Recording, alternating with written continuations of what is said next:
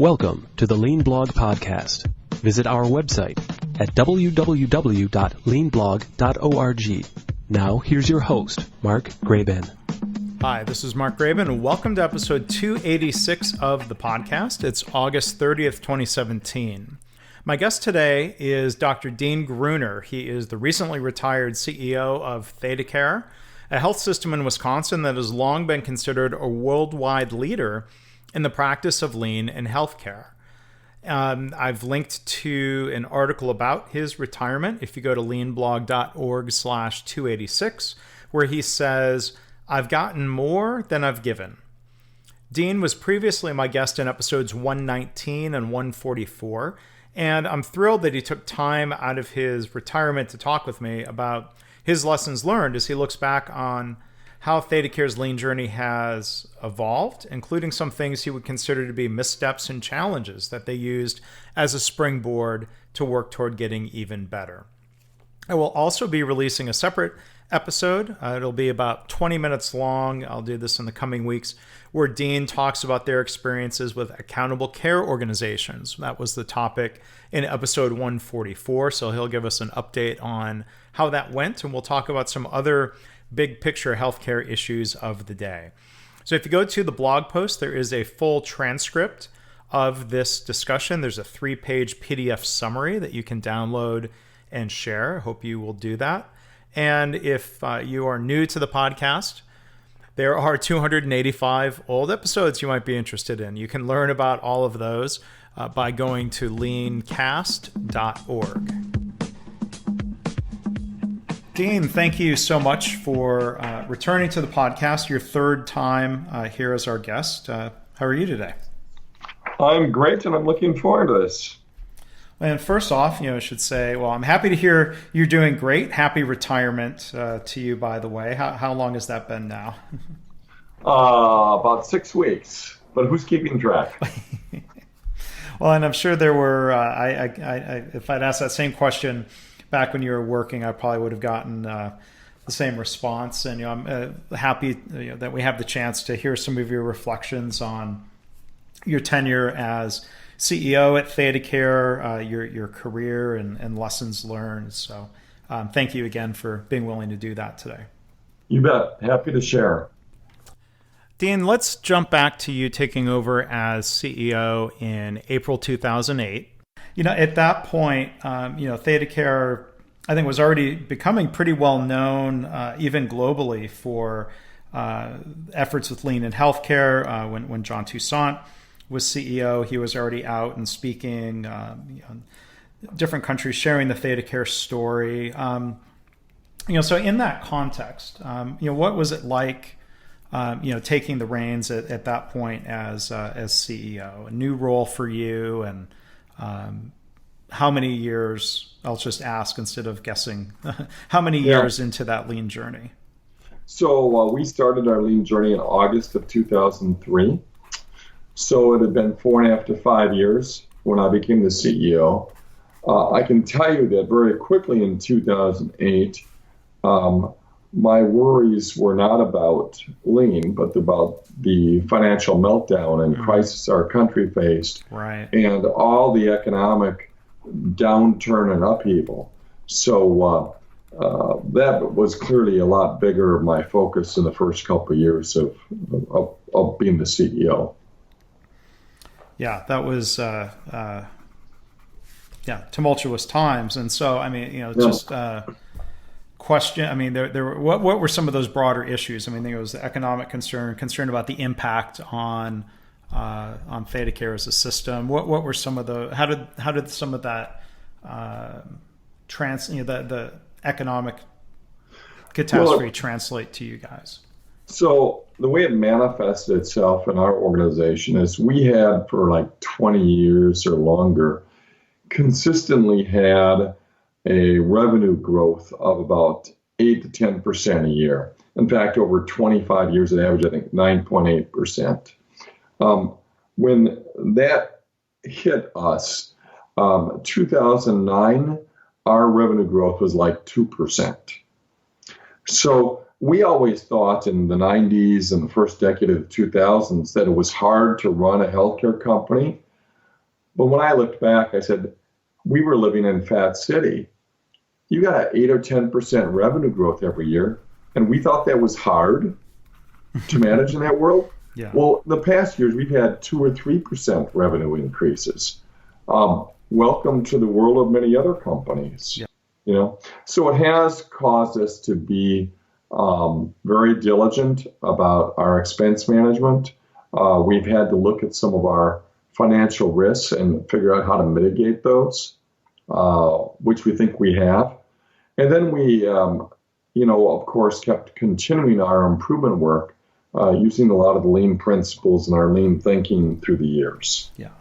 Because even during those times, if your focus was on, these, big picture strategic questions, there was still a large team of people doing rapid improvement events, evolving the ThedaCare approach to lean. I mean, did that financial pressure create, in some ways, more of a motivation for why it was important to continue redesigning care, continuously improving?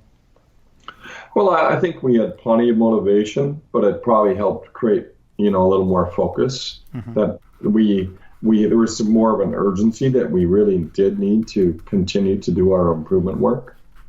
Yeah. Yeah. And so then, how did your role, your time in that role, evolve then as we moved, into that new normal? How would you? I think a lot of people listening, myself included, just have the general question of, how a CEO spends their time, and did you kind of settle into a little bit different of a groove and routine after the worst of the financial crisis? Well, one of the things that I ended up spending more of my time on was on community collaboratives. So on how do we create solutions to problems in our community. For instance, we have pediatric and mental health issues, adolescent mental health issues are problematic for almost all companies. And in most communities, the people that provide those services lose money. So we were losing money on those services. There were 2 other large providers in our community, Children's Hospital of Wisconsin and Affinity, which is part of the Ascension system. And we went through lots of deliberation, and it took us about 4 years, but we finally came up with something that has been very novel. We actually combined all of our adolescent and pediatric mental health services into one organization that's jointly owned by the 3 health systems. And by doing that, we were absolutely able to do some astounding work. We have almost doubled our number of visits in our community in the last 4 years. So we've virtually doubled the number of visits. We've improved our access. So if somebody has an urgent need for a pediatric psychiatrist, they all get in within a week. They all get in within 48 hours for a counselor. And we've done this while keeping the financial losses, because this is you lose money on this, keeping our financial losses the same or less. So it's a revolutionary model, to say the least, and we're very proud of that. I also did a lot of work with various affiliations of rural hospitals. So our community, we have other people might find it funny, but our urban community is like a community of 250,000. Mm-hmm. But we're situated where we're always within 4 or 5 miles of a farm. So we have a large rural community. We went through a set of conversations and negotiations and have brought on 3 rural critical access hospitals to join us in the last 5 years. So the challenge with that is it's all the relationship building, structuring those to make sense. And then once they happen, to then try to integrate them into the existing operations. And for all these communities, they had no background with lean or any of the other things that we did. So bringing them and integrating them into the ThedaCare system has been very, very rewarding, but very time consuming too. Yeah, and I had an opportunity to visit one of the critical access hospitals a couple years ago. They were kind enough to host a visit as I was working on the third edition of my book, Lean Hospitals. It was New London Medical Center. Yeah. Yep. And I remember, I don't know if he's still there. The president of that hospital was very much into lean and what they were doing there. And one thing that stands out, and I think ThedaCare had gotten a lot of really positive attention for reductions in door to balloon time, and they had stories there at New London about really focusing on hitting that 45-minute target, even when somebody arrived to a critical access hospital, and measuring the time from arrival there to, I forget which of the two main hospitals were heart patients transferred to.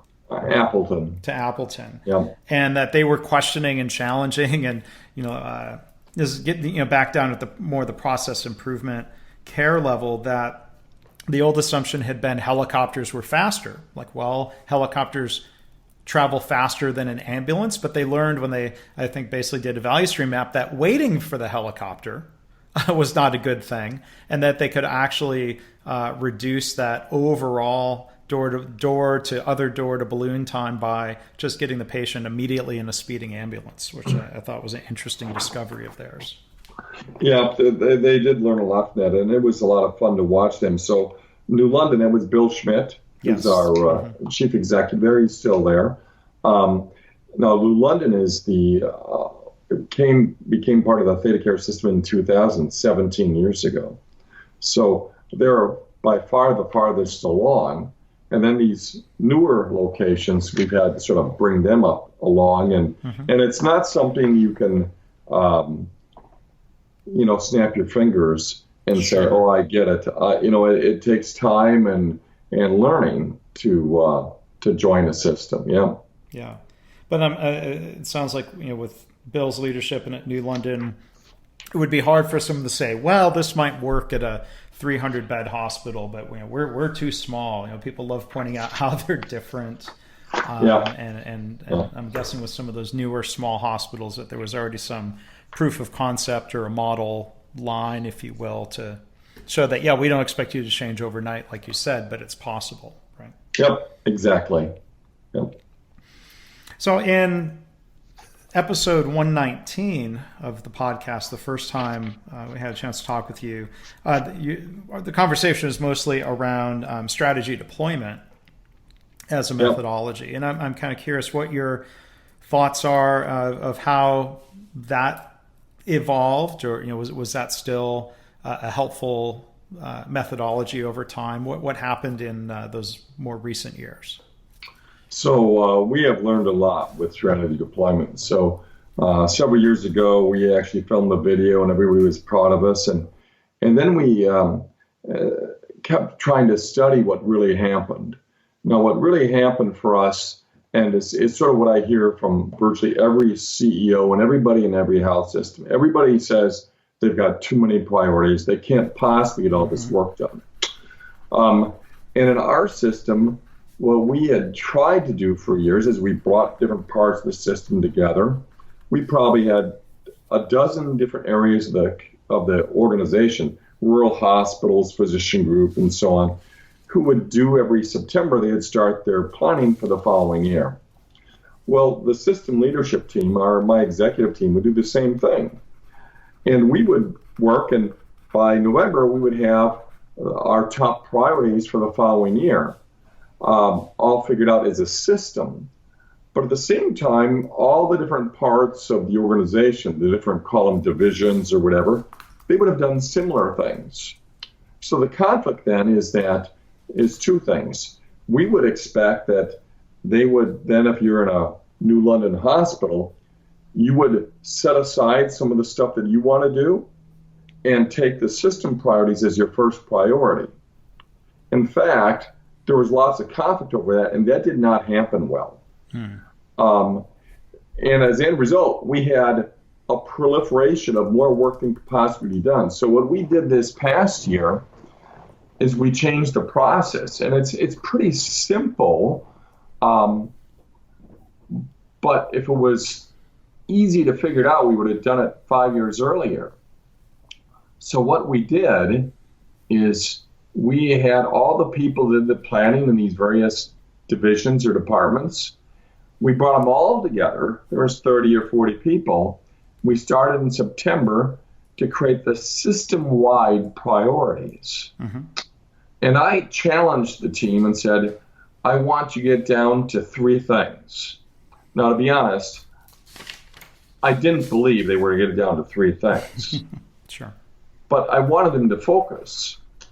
What they did then is, as a group of 30 or 40, within 6 weeks, they agreed on the top priorities. And there were 3 things. 3 things.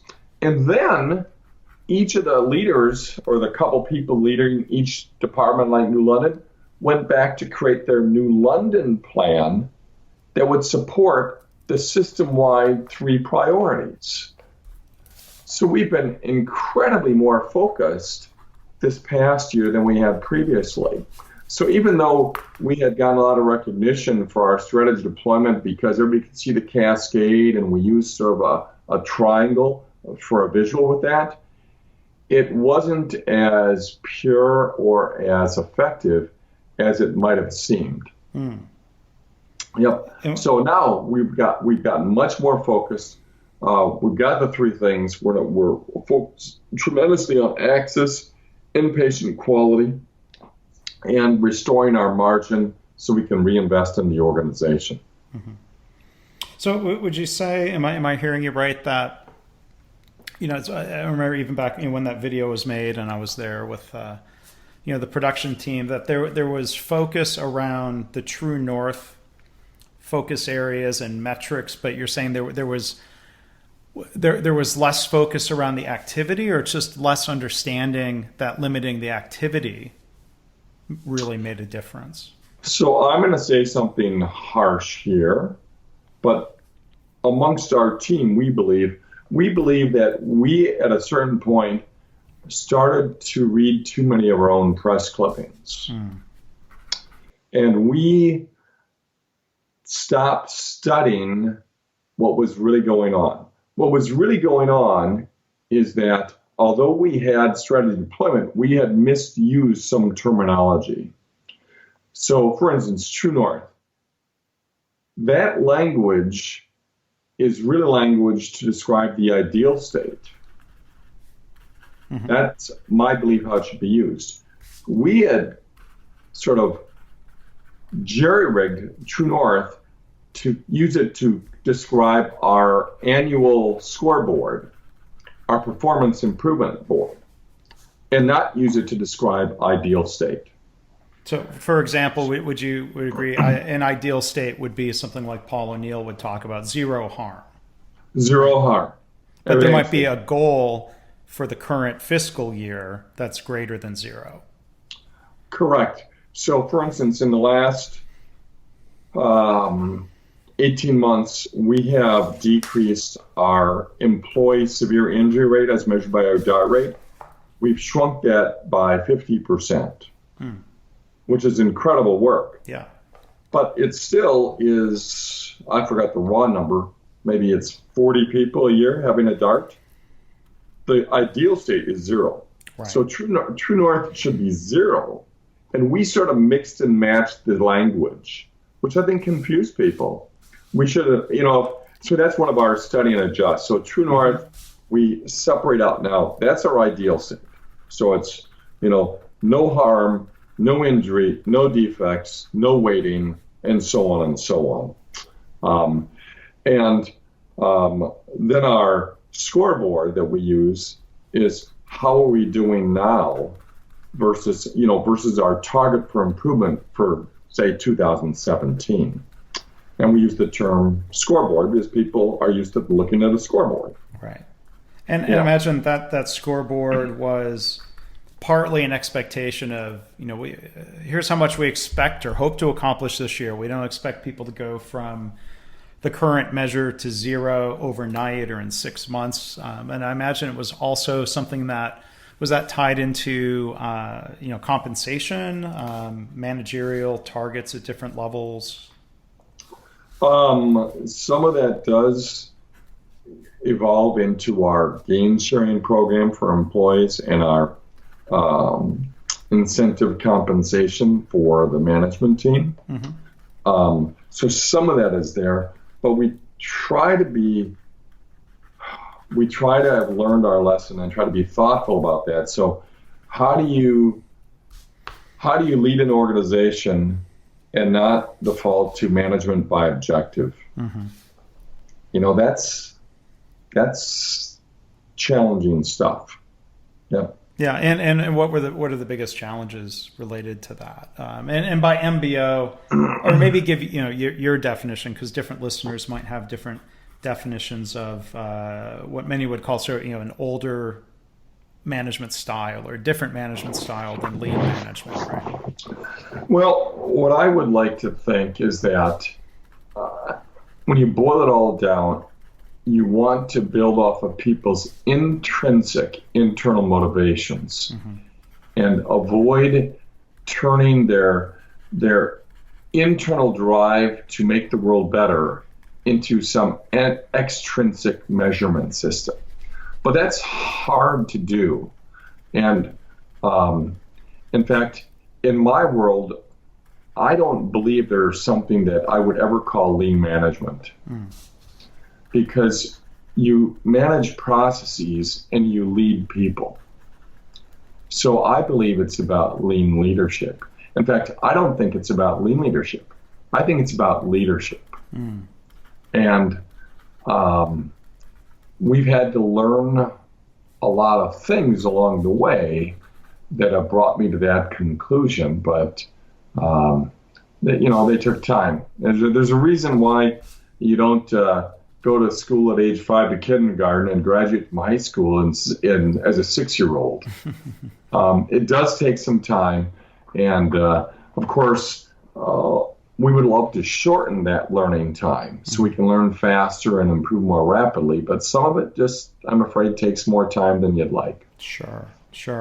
I'm going to ask one other question. There's a new book out there right now called The Lean Strategy, and there's debate and discussion on the LEI, Lean Enterprise Institute website about, is lean a strategy, or is lean something that's used to accomplish strategy? I mean, I'm curious for as deep as ThedaCare had gotten with lean, embraced lean. What did you ever consider lean to be the strategy or a strategy, or how did you view it? I wouldn't say either of those. In fact, I'm not familiar with the book. Maybe it's because I'm retired, so I haven't picked it up or read it or read excerpts of it. Uh-huh. Maybe what I can comment in on is our personal experience with lean and what we mm-hmm. think we learned in the last year and a half. Okay. So, as you may know, John Poole has been a lean leader. He was our internal sensei for what we call the ThedaCare improvement system. And right. Last December, he got a great opportunity, or December of 2015 it would be. And he got the opportunity to work for a larger health system in San Diego, California, which is where he spent 10 years of his life when he was in the Navy. Ah. Now, why would somebody ever leave Appleton, Wisconsin in January to go to San Diego, California? I mean, so obviously he took that job. So when he took that job, one of the first things we had to decide is, are we just going to replace that job? Are we going to hire somebody for that? And we decided that what we would do first is we'd pause and do a study. We'd do a reflection on how we were doing. So what we did is we had one of our previous OD facilitators come back, and first week in January of 16, we got all of our senior leaders and vice presidents together. It's about 40 people in a room. And she broke us into, I think it was 6 or 8 teams, and gave us an interesting assignment. she had every table draw a picture on a flip chart, and their assignment was to draw a picture of what the culture was of ThedaCare today. So, and then after that hour, everybody showed their pictures and reported out. And it was a bucket of cold water in our face.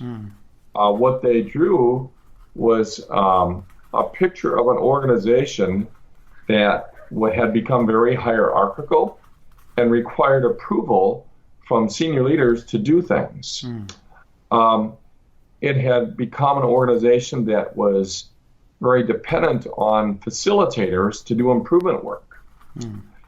And an organization that had become much more inflexible and more rigid than we ever had imagined. Now, all those things are exactly the opposite of what you intend to do with Lean. Right. So we looked at ourselves and said, how did this happen? Right. You know, we've been doing this for 12 years. We got everybody who comes here and tells us how great we are. And one of the answers was we hadn't sat down and looked in the mirror really thoughtfully for several years. So this has just happened gradually, and maybe it's sort of akin to the boiled frog metaphor. Yeah. We just didn't really think it through. And then when we looked at it further, we decided to take this and have manager focus groups. So I challenged the team that I wanted to get through all this within 60 days. So we had to learn all our lessons within 60 days. We couldn't wait forever to make a decision. So Kathy Franklin went and met with, I think it was 15 different groups of managers, all with about 10 to 15 groups. So like 150 people. Same process. Have them draw pictures, what it shows. So at the end of this time, we came back together a month later. We had 40-some pictures in the room of what people felt the organization was like. And it just was not pretty. It was the same thing, rigid. So what we learned from that is some people had interpreted Lean that it was all about creating standard work. You know, I heard stories from people that would open up and tell me what really had happened. My favorite story happened out in New London. So this woman is a CT and MRI technician. On a weekend, she's called in to do a scan on a patient. So she comes in, does the scan on the patient. Then her process is that she takes the patient back to the emergency room. As they come through the emergency room, she then comes back to her area, turns off the scanner, does all the documentation, and leaves. Well, this particular day, she comes in, she does a scan on this patient from the ER, and afterwards, the patient's feeling a little lightheaded. So she says, well, I tell you what, why don't you sit here then, and in this room or whatever, and I'll get you some orange juice, and you get your bearings, and I'll do my documentation, turn the equipment off, and then I'll take you back to the emergency room. She does things out of sequence. So she gets done turning the equipment off, and then she forgets the patient. She goes home. Oh.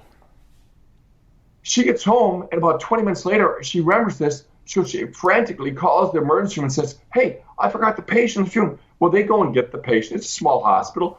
For the patient was no harm, no foul. It took 20 minutes extra, and everything was fine.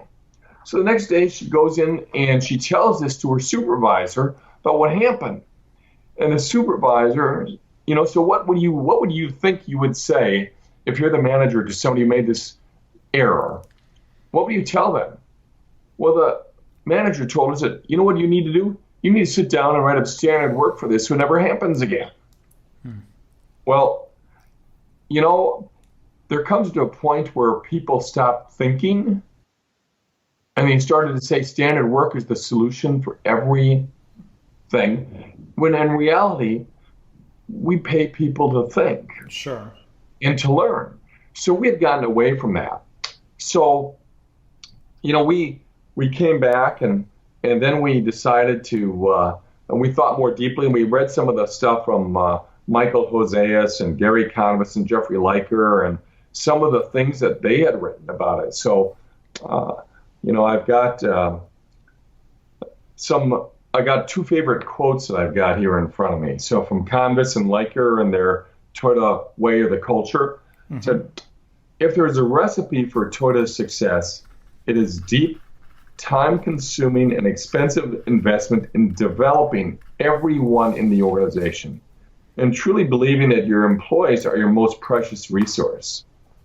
And then Michael Hoseas, the most common mistakes in implementing Lean is thinking that Lean is a set of tools to be delegated to some Lean champions to implement while leaders go around running the business as usual. Well, I would say we made some of the mistakes that they referenced there. We developed a group of ThedaCare improvement system facilitators to do the improvement work throughout our organization. And yes, I still was on a rapid improvement at least once a year or more often, but we stopped spending time investing in leadership. And we sort of assumed that if you were a TIS facilitator, you were capable of doing anything. So some of the mistakes we made is we undervalued subject matter expertise, and we'd have somebody who was a facilitator for a couple of years and say, well, they're ready to come back and lead a department. Do they know anything about that department? Well, not really. Well, they'll learn because they know how to do improvement work. So we dumped them back in some departments, and we really weren't very respectful of them by doing that. We put them in situations where there was a high failure rate because we undervalued subject matter expertise. Right. But if we had thought about it, we would have said, we need subject matter expertise, and we need, to know Lean, and we need to know a lot about leadership and how do you lead people forward. Right. Well, it seems like... Yeah, so that's... Go ahead. Well, I was just going to say, and it seemed like, there's a lot of ands with Lean. I remember, my first job out of college asking, a Toyota trained plant manager, our quality is bad or our cost is bad. Which do we need to work on first? And he said basically, well, no, it's not or, it's and. We're going to work on them together. We talk about standard work. It's not standard work or creativity and Kaizen and continuous improvement. There's an and there. And maybe a role for facilitators and a role for subject matter experts and keeping that all in balance, perhaps. Yep. And so what we've done in the last year and a half is we've merged our facilitator group, if you will, our TIS group, with our organizational team into one group of a dozen people that we consider organizational excellence. So our belief is that the ideal person to help other people with improvement work has a deep understanding of Lean and a deep understanding of organizational development and people. Right. So they need to have both. Right. So, about 6 or 7 years ago, John Shook, I think, had a great learning, and he drew this balance beam, this balance between people and the social side of change and the technical and the process side of change. And I think that was a big jump in learning at that point. But what we've come to believe over the last couple of years is that still is somewhat flawed, that picture. Because really, you don't have people here and a process over there. People are in processes. Right. So it's that integration of people within a process that is what you need to have. And that's where investing in people, developing them, and in my mind, served by leaders, who really respectfully do that. That's where the magic is, I think. So I would say that Lean really sped our improvement journey for a bunch of years. And then probably for a couple of years, the feedback is it might have actually slowed our rate of improvement for a couple of years because we were learning some difficult lessons. Now that we think we've learned these lessons, we think we're back, accelerating again and and stuff. And I guess that's why they call it learning, and why they call it work. It's not like it's easy or anybody would do it, right?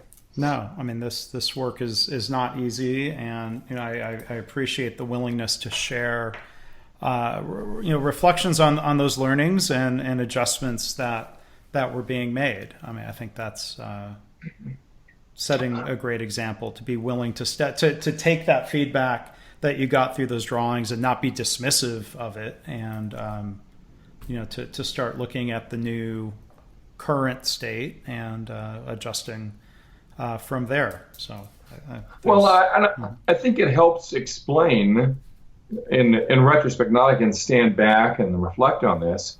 It does help explain why there is such a high attrition rate for organizations that start lean. Because if they just focus on the tools and how to do an X matrix and a rapid improvement and a Kanban and blah, blah, blah, historically those organizations tend to run out of steam in 3 to 5 years. Mm-hmm. And then if they just focus on processes, they tend to flame out too. So if you think about what Toyota and others do, taking that long view is hard, because you're really viewing it then as you're going to focus on people and their learning and on the tools and on the teamwork and on leadership. You're going to do all of that. Right. And that can be a little overwhelming. But I think that's what we've learned, and that's why I feel really good about the future for ThedaCare, even though we had to go through a couple of challenges to really help us learn some of these lessons. Yeah. Well, and if you look back, history with Toyota, there are people who have talked about and written about how the Toyota Georgetown plant, with its couple decades of history now, went through phases where they sort of discovered and reflected on the idea that they had lost discipline on some key practices related to the Toyota production system, and had to similarly sort of step back and rededicate to some things. So I think that it's big, complex organizations. It's difficult to change them, and it can be difficult to maintain diligence around things.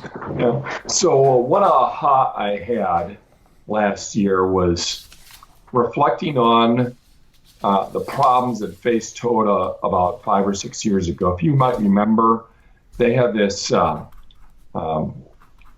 episode where a police officer in California rented a car and ended up with uncontrolled acceleration, and he and the family were killed, and there was an outrage over this, and they were alleging that it was Toyota's faulty accelerator problems, and the CEO of Toyota came before Congress and apologized. Mm-hmm.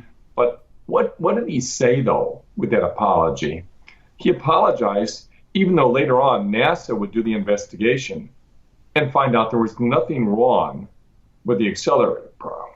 Mm-hmm. The problem was the police officer rented the car and somebody had put the wrong size floor mat in the car. Right. So that was the problem. But what he said was, we have grown too fast. We've got big company disease. Mm-hmm. We have not invested in our people enough. So when he did that root cause analysis, he boiled it down and said, we need to redouble our efforts on developing and training our people. He didn't say, we've got to do more Kanbans. Right. Or more this or that. It wasn't a reinvestment in the tools or the processes. We're going to reinvest in our people. And I thought about that and said, if I had been able to understand that when I heard that on the news 5-6 years mm-hmm. ago, I would have done things differently. But, hopefully other people can learn from this and not have to go through quite the same experiences that we did. Yeah. But it will make us better, and it'll make us stronger for having learned these lessons. Right. Well, and that's why this phrase I've been using, that we're always practicing. Yeah. Lean, culture change, whatever phrases we use. It's never been implemented any more than somebody could say, oh, I've implemented golf. Like, well, no, I mean, somebody's got to keep practicing and get better, and then you might get worse. And I mean, look at, pro golfers that have had to totally change their swings at different points in their career. Not because they're terrible, but they thought that's what they needed to get even better. Yeah. I make that analogy as a non-golfer. I don't know if you plan on spending more time playing golf now. I play golf, and I've never taken a golf lesson, which is probably a problem. I have probably about a 16 handicap, but I expect I'll play a little bit more golf in retirement, although that's not the only thing I'm going to do, but I'll do a little bit more of that. Yeah, and if you don't mind me asking, what else what's in store for you in retirement from ThedaCare? Well, what I'm telling people is I'm not sure what I'm going to be when I grow up yet. So what I'm going to do is I've had a series of meetings with my successor, Dr. Andrabi, to introduce him to people, a bunch of meet and greets. We've got those pretty much completed. I'm going to take the next month or two off. I've got a list of about 10, 12, 15 things on my list. And what I'm going to do then is get to probably October, and I'll start thinking about which of those things I want to do. Mm-hmm. And maybe more people will call me up with ideas. I'm open to ideas. I'm just not going to make any commitments probably till October, until I have time to sort of get away from it all, reflect on what would bring me joy, where I could contribute. And some of that might be with ThedaCare. Mm-hmm. So it might be with Lean. So it might be with community work in our community. I'll have to figure that out. But I fully expect that I'll probably end up working 20 hours a week or something doing stuff. I just won't have the 60-hour work weeks, and I won't have the responsibility of running a health system. Yeah. And like you said, you can pick and choose things that bring you joy and satisfaction in whatever ways, right? Yep, that's right. So you had mentioned, you talk about being optimistic about the future, and Dr. Andrabi being hired. And, I don't know the whole history going too far back, but I know John Toussaint was an internal promotion and selection. Same was true for you. And John had written, a lot about succession planning and, trying to groom people. And Dr. Andrabi was hired from the outside. So I was wondering, what your comments were, of the balance of, sometimes organizations want fresh perspectives from the outside, or, I'm curious what your comments would be on that succession process and your experience there. Well, so I had a very formal process with our executive committee who does succession planning for ThedaCare.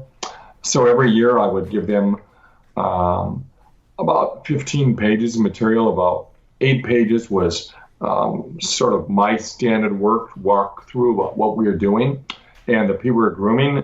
A couple years before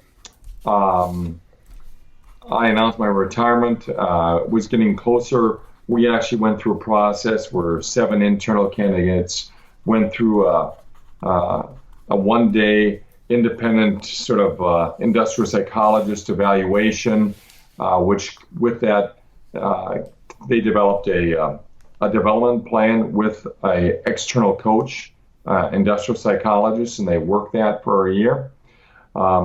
So I think that really developed a lot of people. I helped develop the process that was used, but once the process kicked off, I was not on the search committee. So that was a little strange. But we had some fabulous people on the search committee, including previous board chair who had been on the board for 10 years, knew us well. And in their judgment, after going through all this, they felt that although we had some very strong internal candidates, that Dr. Andrabi was the best candidate. So, I was not one of the insiders in that process, so I certainly can see why they chose him. He comes from the Toledo market, which is probably 3 times our size. He's got fabulous experience. He's a family physician like me, so what could possibly go wrong, of course. but he has run, residency programs, created a statewide ACO with over 3,000 physicians in it. In the Toledo market, there are, I forgot how many, 7 or 9 hospitals. There's like 8 or 9 helicopters. It's much more complex in our marketplace. So you might say, well, why is he interested in coming and joining ThedaCare? Because he's the CEO of this region of Mercy Health, which is more complicated than what we have here. And frankly, as he tells the story, he'd been following ThedaCare for 8 or 10 years. And it was one of a handful of organizations he would consider leaving to join. And being here, he's the system CEO at the system board before he was the regional CEO with a regional board. Right. So in that respect, it is a bigger responsibility, but in a smaller market. And, he's a very personal guy, very smart guy with great experience. He is very familiar with Lean. As in Ohio, I've learned they call it Lean Six Sigma. He's got a son who's a black belt, his oldest son. He's seen Lean, when done well, accelerate organizations, and also seen it slow organizations down. So I think he comes in as a huge supporter of improvement and of working with people. So I think he will do well. But right now he's been on the job for whatever it is, month and a half. So he's just drinking from a fire hose right now and trying to figure out where we go from here. Yeah, well, I'm sure, and certainly wish him the best and everybody at ThedaCare. I've met a lot of really fantastic people at ThedaCare. My different visits and involvement in different ways as ThedaCare people have traveled and shared their story. I've always appreciated that willingness to share with others, and I think here's another and to be very humble, at the same time. I'm thinking back to one of the ThedaCare facilitators being at a conference and saying with a lot of humility that there's some things that we've done well, but you shouldn't just copy what we did. Learn from it and go make it better. And that's one thing I've appreciated, and I'm sure a lot of that comes from your leadership and other senior leaders there at ThedaCare. So thank you for that. Well, I don't know if I deserve the credit for it, but I'll take it, because that's exactly what I'd hoped would happen for people in our organization. Yeah. Well, this has been a real pleasure. Appreciate you sharing your thoughts and reflections and really honest, heartfelt reflections. So can't thank you enough for doing that and continuing the sharing and the continued practice and the continued learning.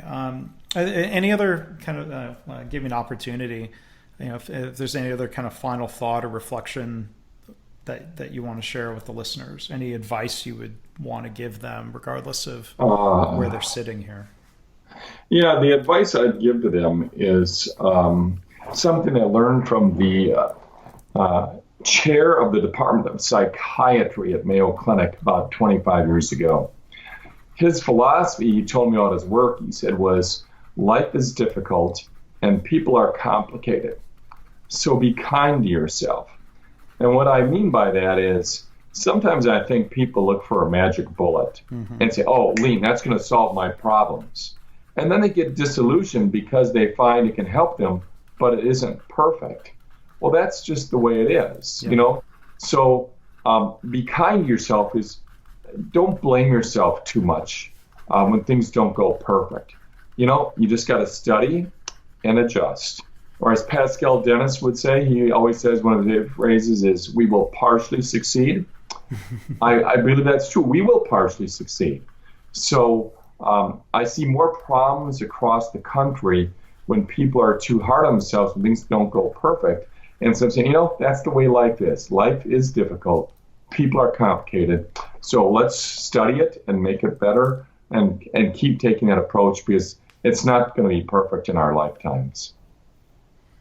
Well, that is a great thought to end on. So thank you for sharing that. It gives me, as always, from your comments here, a lot to think about. So Dean, thank you very much for joining us on the podcast. And again, congratulations to you in your retirement and figuring out your next adventures.